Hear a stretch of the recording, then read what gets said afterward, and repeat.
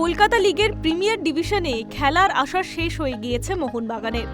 মঙ্গলবার সুরুচি সংঘ এবং কাস্টমস নিজেদের ম্যাচ জেতায় গ্রুপের প্রথম দলের মধ্যে থাকতে পারছে না সবুজ মেরুন।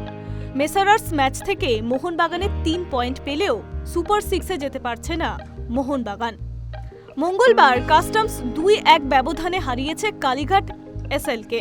অন্যদিকে জর্জ টেলিগ্রাফের বিরুদ্ধে 3-0 ব্যবধানে জিতেছে সুরুচি সংঘ। এই দুই ম্যাচের পর প্রিমিয়ার ডিভিশনের গ্রুপে শীর্ষে রয়েছে ইস্টবেঙ্গল।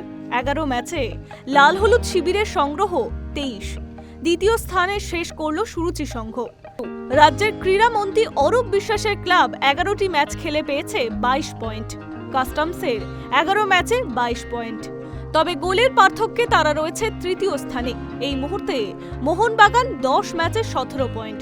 তারা পয়েন্ট তালিকায় পঞ্চম স্থানে রয়েছে। 11 ম্যাচে 21 পয়েন্ট নিয়ে চতুর্থ স্থানে রয়েছে পুলিশ এসি।